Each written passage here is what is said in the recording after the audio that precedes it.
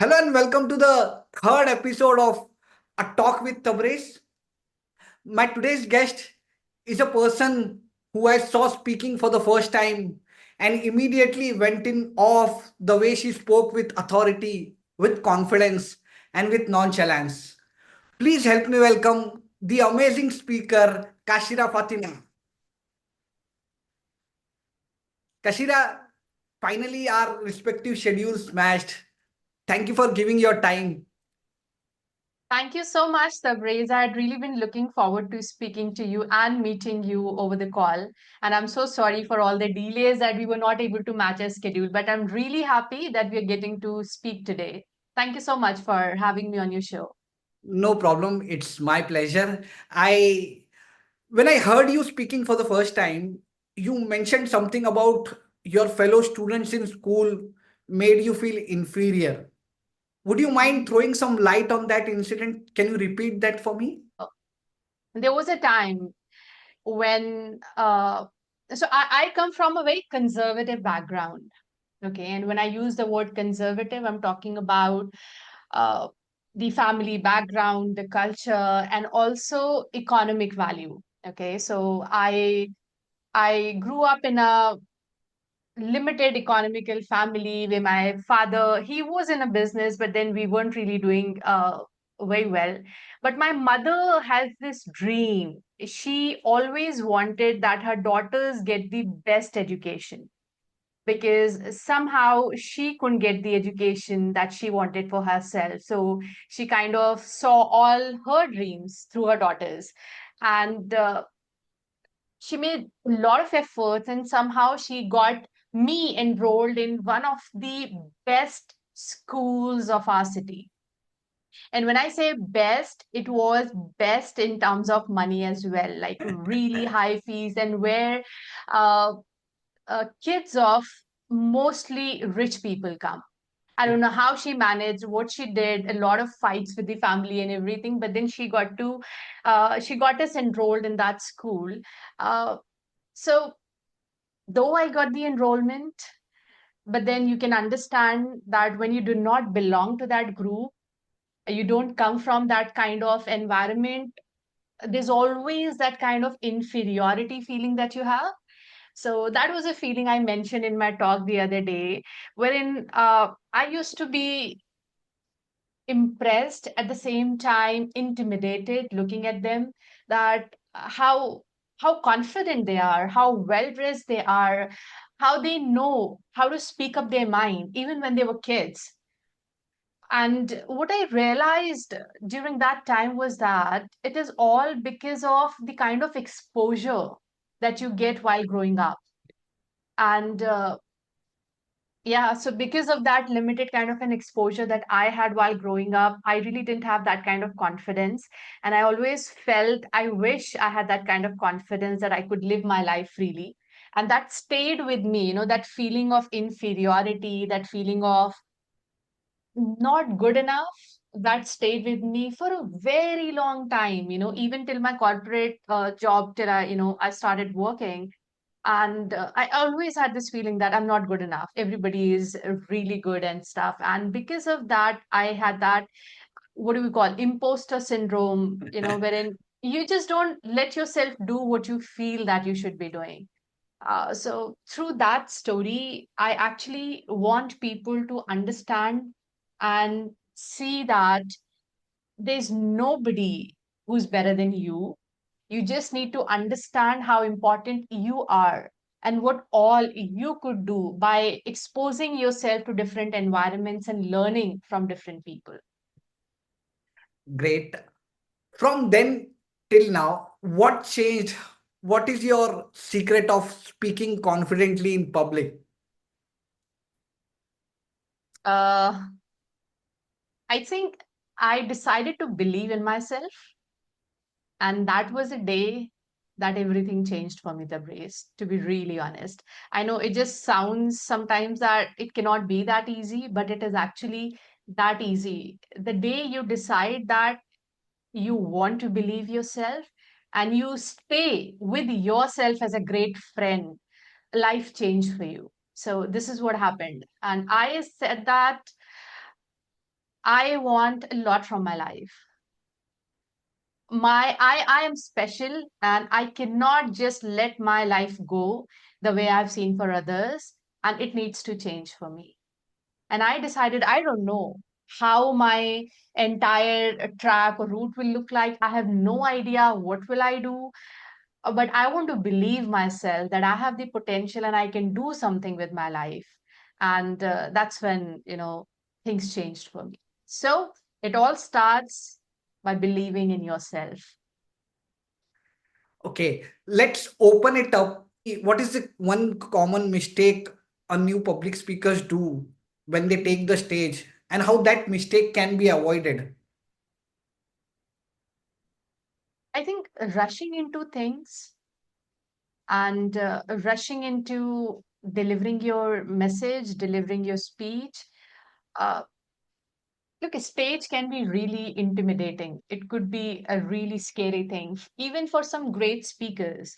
I have met so many of the great speakers through my podcast, as you're aware, and a lot of them have said that, Kashira, I still have that tingling feeling right before hitting the stage.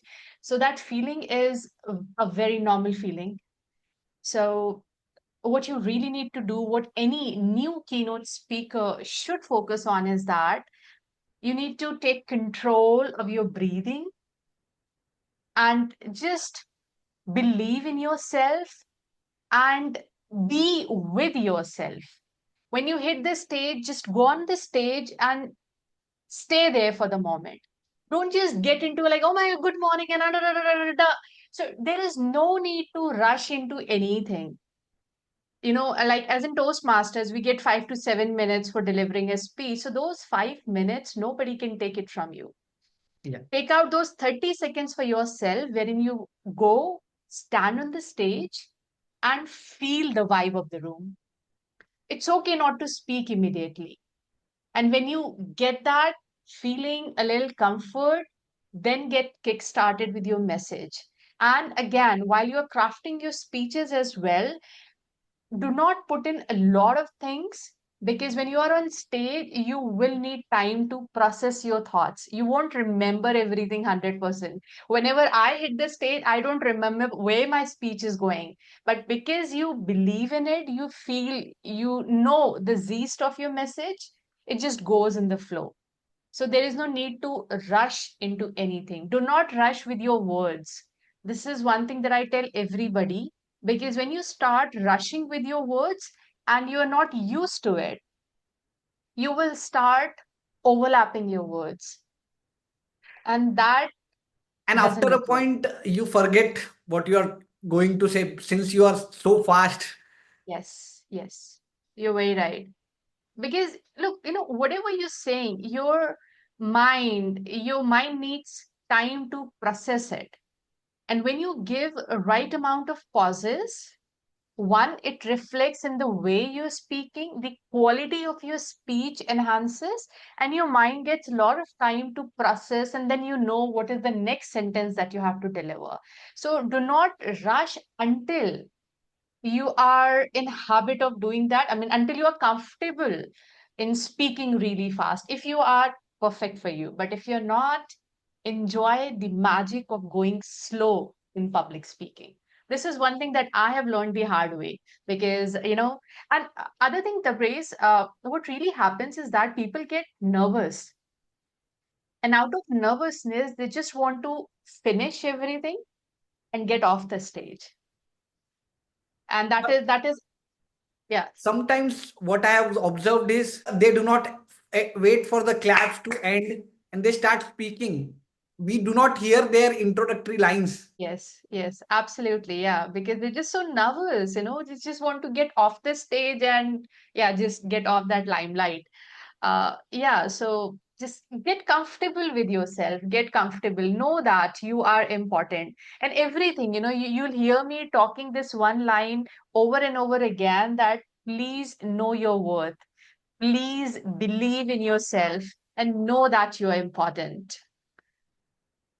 And suppose you have a 5 to 10 minutes public address. Mhm. What is your preparation like? Preparation. Uh, it depends actually, if I'll be honest, it depends. For example, if I am delivering a talk which I have delivered before, and I know what my message is, I may not take that much of time in preparing. But if it is something new that I've written and I have not delivered it anywhere before, I would want to make sure that uh, I am comfortable with everything that I'm saying. So for myself, I would want to make sure that I practice it, I deliver it multiple times in front of mirror, in front of maybe, a family member, a friend. I would want to make sure that. And once I'm comfortable with that, then I can hit the stage and just go on and on. And having said that, it has also happened almost every time that whatever I practice, when I'm on the stage, I am flowing in a different flow. And I have never been able to stick with every line.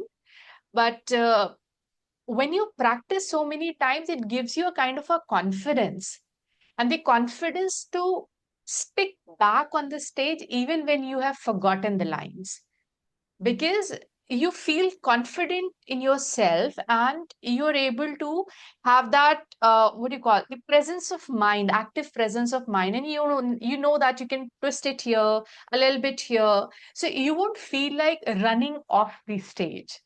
Yeah. So practice is really important. Practice as much as you can. Is there a number you practice 10 to 12 times?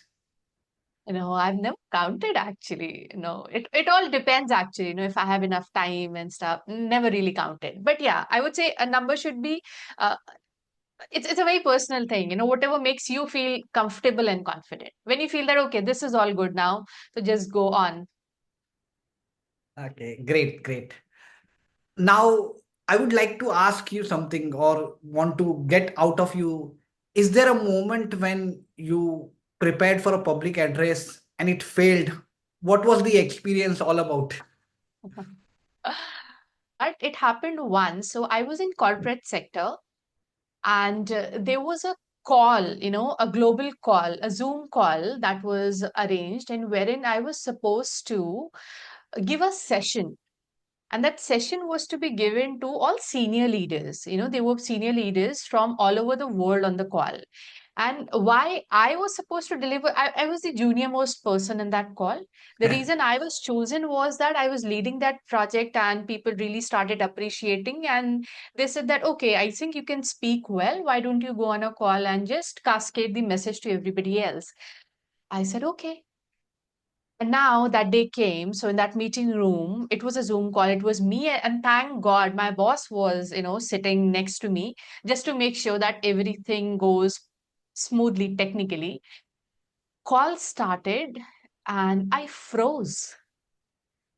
I froze. Oh my God, I cannot forget that feeling even till date. I could not say anything, not even that my name is Kashira, I'll be doing this, nothing. I froze. And my boss is like, why is she not starting? People over the call, they started unmuting and they're like, hey, are you there? Are you there? Oh my God. And I had nothing to come back. I wasn't able to come back. I was just sulking in my embarrassment, in my all those negative feelings, and I couldn't come back. Okay. Thank God. My boss was there. He took over the call and he said that, okay, it's okay. You go out of the room and breathe in the fresh air. He took over the call and he conducted the session.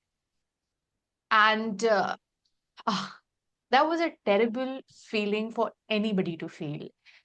I'll tell you what really happened after a lot of my reflection on that day. What I realized was that I was trying to make it complicated because I ratified few things. I was like, I'll say this, some big words, and that made me nervous.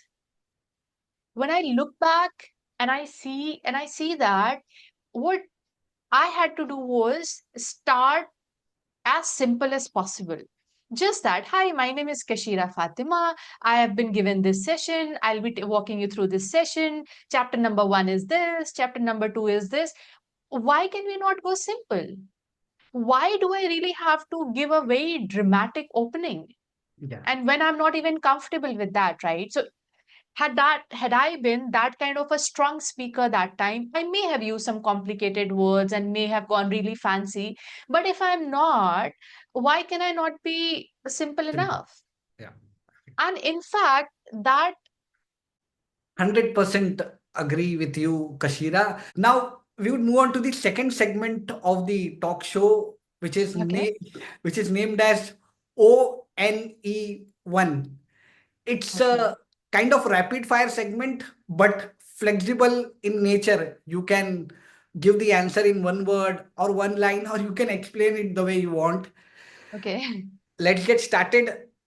One personality you admire and why? One personality. Hmm, you got me thinking. Okay, you know what? I'll tell you something. Uh, as I always say, I've got two personalities in me. Okay. One is a person who gets intimidated sometimes, and I feel low, and I feel that, oh, I'm not good enough. And there's this another Kashira who is a rock star in her own world. Okay. Somebody who is like really strong, who knows how to make her ways, who knows how to navigate any situation. I love her. I really love her. I admire her. I adore her. I appreciate her. So that is a personality I adore, Tabriz.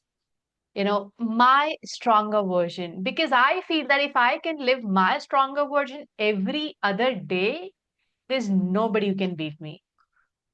So I really adore that personality. This is the first time a rapid fire question has got an answer which is completely inspirational. Great. Thank you.